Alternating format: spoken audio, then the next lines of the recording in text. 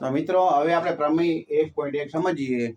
તો એમાં તમારે ધ્યાનથી પહેલા તમારે રકમ સમજવાની છે, એટલે તમને કહેવા શું માંગે છે એ તમને સમજાઈ જાય. તો પહેલા જુઓ તો દરેક વિભાજ્ય સંખ્યાને તેના અવયવોના ક્રમને અવગણીને અવિભાજ્ય સંખ્યાઓના ગુણાકાર તરીકે અનન્ય રીતે લખી શકાય છે. સમજાણું? ન સમજાણું? આ આપણે સમજીએ એટલે એ આપણને રકમ સમજાઈ જાય. બરોબર છે? તો આપણે રકમ પહેલા સમજીએ કે આપણે લીધી 54. બરોબર છે?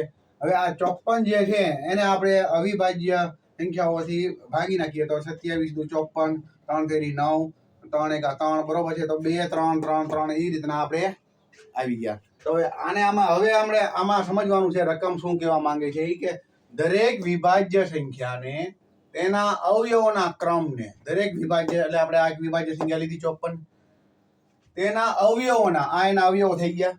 બરોબર છે? એના ક્રમને અવગણીને, એટલે એના જે ક્રમ છે 2 3 3 3 2 3 3 3 3 3 2 3 એમ ગમે એમ આડાવળી હાલે.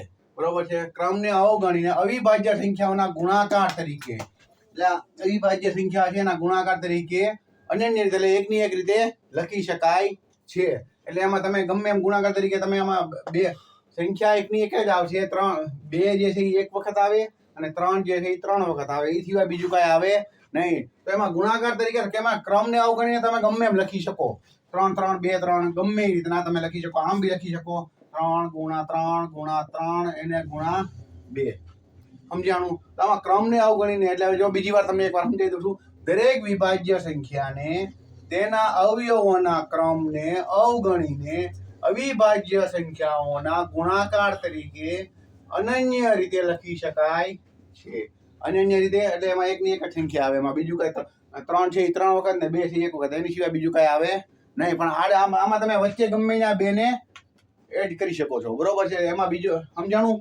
ચોખ્ખી રકમ દરેક વિભાજ્ય સંખ્યાને તેના અવયવોના ક્રમને અવગણીને અવિભાજ્ય સંખ્યાઓના ગુણાકાર તરીકે અનન્ય રીતે લખી શકાય છે.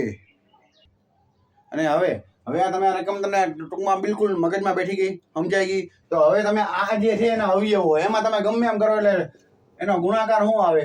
54 જ આવે. તમે આમાં ગમે એમ કરો એટલે ગુણાકાર શું આવે? 54. આનો ગુણાકાર તો કે 54, આનો ગુણાકાર તો કે 54. ગમે એમ કરો ગુણાકારમાં શું આવે? તો કે 54 જ આવે. એના બીજું કાંઈ આવે નહીં. તો આમાં દરેક વિભાજ્ય સંખ્યાને તેના અવયવોના ક્રમને અવગણીને અવિભાજ્ય સંખ્યાઓના ગુણાકાર તરીકે અનન્ય રીતે લખી શકાય છે. ઓકે? હવે તમને જો આ વિડીયો ગમ્યો હોય અને લાઈક કર્યો હોય તો તમારે તમારા મિત્રોને શેર કરો અને ચેનલને સબસ્ક્રાઇબ કરો, તો બીજો વિડીયો તરત તમને મળી જાય.